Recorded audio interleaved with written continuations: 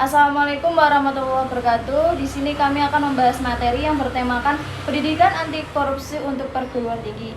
Sebelumnya, perkenalkan kelompok kami. Saya Zairina Amelia, NIM B112021070042. Saya Miladi Aprilia dengan NIM B1120210770. Saya Elisa Runa Dewi Brutariken dengan NIM B112021070049. Saya Ica Valencia Rahma dengan NIM B112021070031. Saya Intanisha Safira dengan NIM B112021070054. Di sini saya akan menjelaskan tentang kasus korupsi di Indonesia. Korupsi di Indonesia adalah kejahatan luar biasa, extraordinary crime dengan dampak buruk yang luar biasa pula. Korupsi di Indonesia sudah sangat mengkhawatirkan dan berdampak buruk pada hampir seluruh sendi kehidupan. Pemberantasan korupsi terdiri dari penindakan dan pencegahan. Upaya dalam penindakan kasus korupsi, yang pertama memperkuat Dewan Perwakilan Rakyat, yang kedua memperkuat Mahkamah Agung dan jajaran peradilan di bawahnya, kemudian membangun kode etik di sektor publik, membangun kode etik di sektor parpol, organisasi profesi dan asosiasi bisnis, serta meneliti sebab-sebab perbuatan korupsi secara berkelanjutan. Upaya pemberantasan korupsi belum menunjukkan hasil yang optimal dan oleh karena itu perlu ditingkatkan. Karena bagaimanapun pemberantasan korupsi di Indonesia tidak akan pernah berhasil tanpa adanya peran serta masyarakat. Salah satu bentuk peranan yang bisa dilakukan masyarakat adalah melaporkan dugaan tindakan pidana korupsi. Upaya detektif dalam mencegah korupsi yang pertama memperbaiki sistem dan memantau pengaduan masyarakat, pemberlakuan kewajiban pelaporan transaksi keuangan tertentu, dan pelaporan harta pribadi pemegang kekuasaan dan fungsi publik. Strategi pemberantasan korupsi. Pemberantasan korupsi adalah serangkaian tindakan untuk mencegah dan memberantas TPK melalui upaya koordinasi, supervisi, monitor, penyelidikan, penyidikan, penuntutan, dan pemeriksaan di sidang pengadilan dengan peran serta masyarakat. Selanjutnya ada pentingnya pendidikan anti korupsi bagi mahasiswa. Pendidikan anti korupsi penting karena di sini memainkan peran kunci dalam membentuk nilai, etika, serta integritas di kalangan masyarakat. Dengan menyertakan aspek anti korupsi dan kurikulum pendidikan dapat membantu membangun kesadaran masyarakat tentang dampak negatif korupsi. Selain itu, pendidikan anti korupsi dapat membentuk generasi yang lebih berintegritas, mampu mengidentifikasi tindakan korupsi, dan memiliki komitmen untuk mencegah serta melawan korupsi di berbagai lapisan masyarakat. Kemudian, pemberantasan anti korupsi, terutama pencegahan, perlu melibatkan peran serta masyarakat, termasuk mahasiswa. Mahasiswa mempunyai potensi besar untuk menjadi agen perubahan dan motor penggerak anti korupsi. Kemudian, peran mahasiswa dalam pemberantasan korupsi yang pertama, ada menjaga diri dan komunitas mahasiswa bersih dari korupsi dan perilaku koruptif. Yang kedua, ada membangun dan memelihara gerakan moral anti korupsi. Dan yang terakhir, pentingnya pendidikan anti korupsi di sini, peran mahasiswa dalam upaya pemberantasan korupsi akan maksimal jika mahasiswa memahami pengetahuan tentang korupsi dan upaya pemberantasannya, serta menerapkan nilai-nilai anti korupsi di dalam dirinya. Hal ini dapat dicapai melalui pendidikan. Selanjutnya ada 3 program pendidikan anti korupsi, PAK di beberapa perguruan tinggi.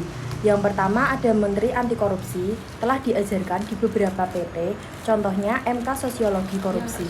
Yang kedua ada MOU KPK dengan beberapa PT sejak tahun 2006, yaitu di Unika, UNES, dan lain-lain. Yang ketiga ada Universitas Paramadina, mata kuliah wajib sejak 2008. Yang keempat ada ITB, mata kuliah pilihan sejak 2009. Yang kelima ada beberapa PT menyisipkan materi PAK ke dalam mata kuliah tertentu. Yang keenam ada beberapa PT telah melakukan PAK dalam bentuk sosialisasi, kampanye, seminar, dan lain-lain. Selanjutnya ada program pendidikan anti korupsi. Program pendidikan anti korupsi dapat melibatkan integrasi materi anti korupsi dalam kurikulum sekolah dan perguruan tinggi. Ini melibatkan penyediaan informasi mengenai etika, integritas, dan dampak buruk korupsi. Selain itu, workshop, seminar, dan pelatihan untuk siswa dan pendidik dapat membantu membangun pemahaman yang lebih dalam. Kolaborasi dalam lembaga anti korupsi, penyelenggaraan kampanye anti korupsi, serta pembentukan klub atau komunitas anti korupsi di lingkungan pendidikan juga dapat menjadi Bagian dari program ini, tujuannya adalah membentuk sikap kritis, integritas, dan kesadaran anti korupsi sejak dini. Selanjutnya, ada visi dan misi. Untuk visinya, yaitu terwujudnya sarjana Indonesia berkarakter bersih korupsi. Untuk misinya yang pertama, untuk meningkatkan pengetahuan dan pemahaman mahasiswa terhadap bahaya korupsi. Yang kedua, untuk meningkatkan kesadaran mahasiswa terhadap bahaya korupsi. Yang ketiga, ada meningkatkan peran mahasiswa dalam gerakan anti korupsi.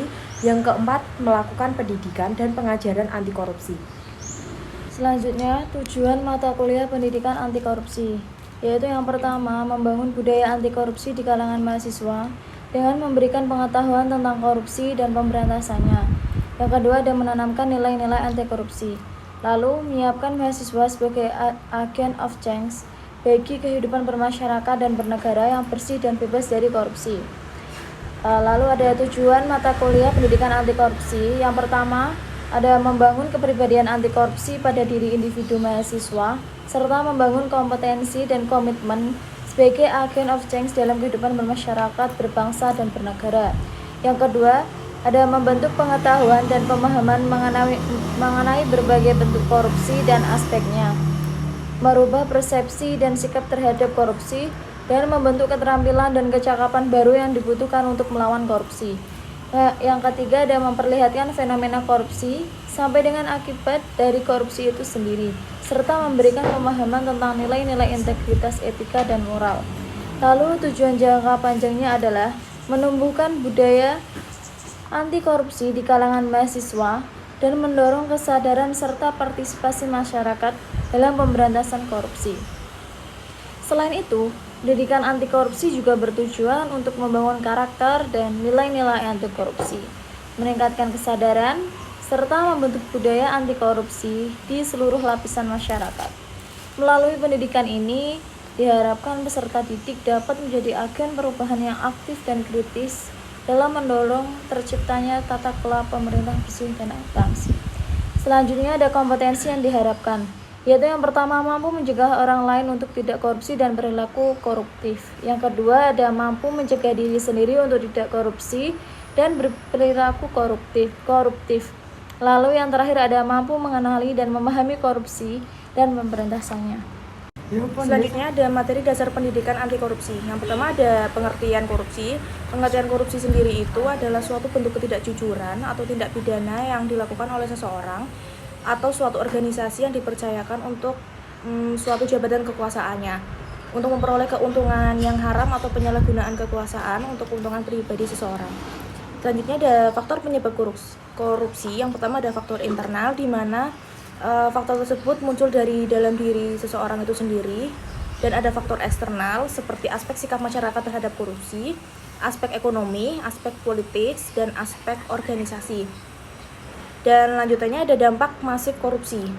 Ada 7 dampak korupsi bagi kehidupan berbangsa dan bernegara. Yang pertama ada merusak kedisiplinan, menghambat profesionalisme, biaya ekonomi yang tinggi, merusak tatanan hukum, kekacauan politik, kebencian sosial, dan murka Allah Subhanahu wa Ta'ala.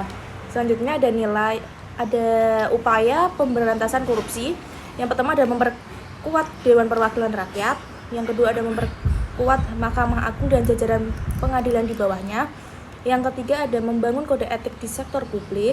Yang keempat ada membangun kode etik di sektor parpol, organisasi profesi, dan asosiasi bisnis. Dan yang terakhir ada meneliti sebab-sebab perbuatan korupsi secara berkelanjutan. Dan ada gerakan kerjasama dan instrumen internasional pencegahan korupsi, tindak pidana korupsi dalam peraturan perundang-undangan Indonesia. Dan yang ke-8 ada peran mahasiswa dalam gerakan anti korupsi. Next ada nilai-nilai anti korupsi. Yang pertama ada kejujuran, di mana jujur adalah sikap lurus hati, tidak berbohong, tidak curang, dan tulus ikhlas. Seseorang dengan nilai kejujuran di hatinya tidak akan pernah korupsi karena tahu tindakan tersebut adalah bentuk kebohongan dan kejahatan. Orang dengan berintegrasi jujur akan selalu berpegang pada prinsip yang diyakini benar. Selanjutnya ada tanggung jawab. Seseorang yang bertanggung jawab berani mengakui kesalahannya.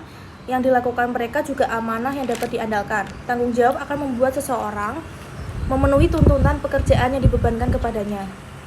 Orang yang bertanggung jawab tidak akan korupsi karena yakin segala tindakan buruknya akan dibayar dengan setimpal pula. Selanjutnya ada disiplin. Disiplin adalah sikap mental untuk melakukan hal-hal yang seharusnya pada saat yang tepat benar-benar menghargai waktu. Di mana sikap mental tersebut perlu dilatih agar seseorang dalam perbuatannya dapat sesuai aturan yang ada. Dan ada mandiri. Mandiri dimaknai dengan keadaan dapat berdiri sendiri, tidak bergantung pada orang lain. Adapun kemandirian merupakan hal atau keadaan dapat berdiri sendiri tanpa bergantung pada orang lain. Pribadi yang mandiri tentunya berani menata diri dan menjaga diri. Ia terus berlatih untuk menjadi kepribadian yang terpuji.